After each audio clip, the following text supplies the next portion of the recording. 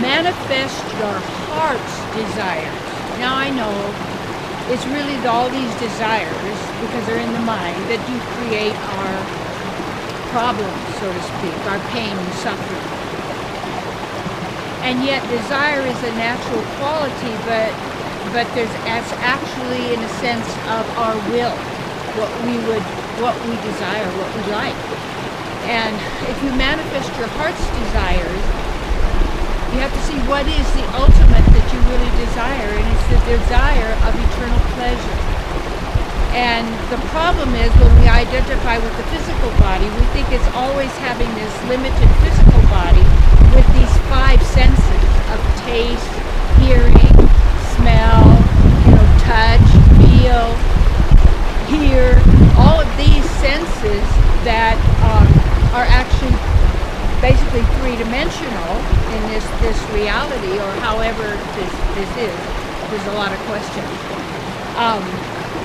The key, though, is the closer we are in nature, the closer we are tuning our own physical body in with the divine. You might call it, what would you say? The divine energy and nature spirits are elements of earth, oxygen, fire, water, ether that create together, are manifesting, the divine goddess energy, this beautiful art form in every way, and animated by living entities. So there is that natural, and that is that real, that is true in our heart. And if we look there, instead of the mind will keep you running after stuff all the time for the senses, the physical senses. And as you know, when you see someone that has a poor soul with a huge body, it's the tongue. The taste gets them satisfaction, fulfillment, and they're actually eating food that doesn't have any nutrition usually, and so you can never get satisfaction. And yet you want that satisfaction. We want to enjoy, and you only give up a lower taste, in a sense it's a taste, when you have a higher taste. And so when we get into nature, there is a greater opportunity to stop the thinking process by being. Because in a sense, nature isn't thinking, it is more instinctual, it is being who and what it is. And as divine beings manifesting through these dimensional bodies made of the elements, when we tune into the elements, it's easier to tune into yourself, because we're actually tuning into the divine, which is a person.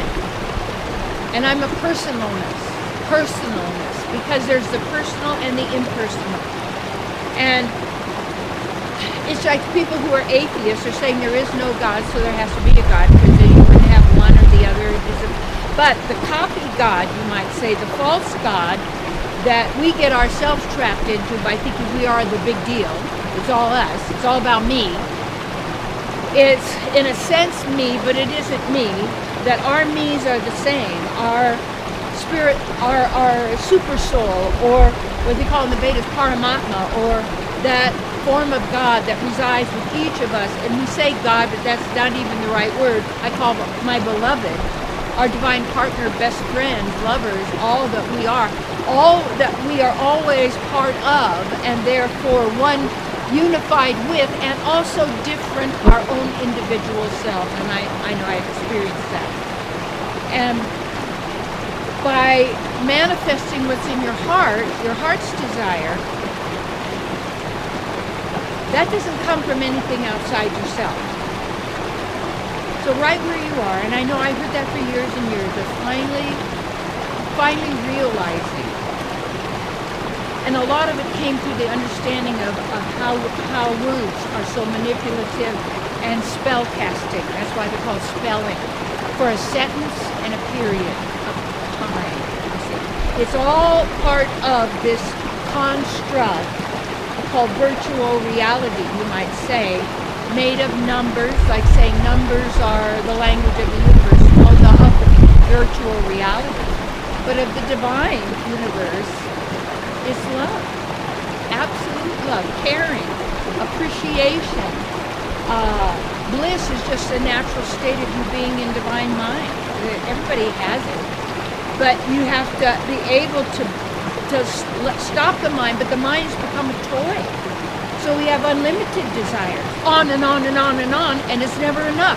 It's got to be bigger, it's got to be greater, it's got to be faster, it's got to be new, it's got to be this, because you're afraid of boredom. And the boredom, and it's even the fear of nothing going on, because then I'm left with my mind without something to train me from within my own mind through entertainment, to keep us out of the power of the self. And you must build your divine, and you might even call it cosmic, but divine power we already have. But if you don't use it, it's as if you lose it, because you've given that power to somebody or something outside of you. And you say, yeah, but how can I have it when it's it's not about your environment. It's not about what other people are saying or doing or what's happening. It's not about that, because we're then using them to be relative to. So whatever they're doing, we're relative to that. No. You know, this is the problem when we've got all of these, what would you call it, predictions. Or we've got, linguistic predictions by saying this is going to happen because this is what's going on the internet and what people are talking about and the emotions they're expressing is going to happen. Well, guess what? All they're really saying is what is flowing in people's minds that is really not have anything to do with us. It's the program, it's the training, it's the reality of the thinking realm, of conjuring, of writing in cursive, of the magician's trick. And guess what? When you know the trick of the illusionist, of how we get fooled in the audience, it's illusion, and they call it magic. But when you know the trick, it's not a trick anymore, it doesn't work, because you're not playing. You go, oh, I see how it is. You know it's a trick. And how you know it's, in a sense, that trick is it to keep the mind then, and people like said, I can't sleep, I can't be who I am, is driving me, yes, so then you get all these people getting analyzed out there, and saying you got this problem and that problem, and you got to have this medication and that medication and all that. I think people would have used to have called me, bipolar and something, like you're up and you're down. It was my mind. I get excited, this is going to happen, and then I'm depressed. And then you get tired. I remember, my little mom, she didn't know, in the 50s, we were all taking diet pills. Was it the 50s? Yeah, diet pills. And, we'd all get a diet pill on Saturday morning. We'd clean the house until midnight. But guess what happened on Sunday? You gotta sleep all day. Because what goes up is gonna go down. But when you stay in that bliss zone, and you really only honor that which is in your heart,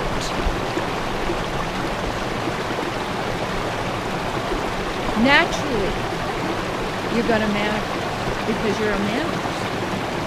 And you manifest through you. If you agree with the mind, you believe it. You say it's real, it's true, all these words and these thoughts and these concepts and the news and the predictions and the readings and the this and that is telling you how it is. And astrology, I mean, it's timing maybe of how the game is working out here with the planets and the system and the stuff. But why would you limit yourself? You can do anything and everything. Everyone is whole, complete, and perfect at the level of the divine person's self. And if you don't use it, it's as if you don't have it and you lose it. But you can activate it. Desire that, to activate all your divine powers and abilities. Activate that. Call forth yourself.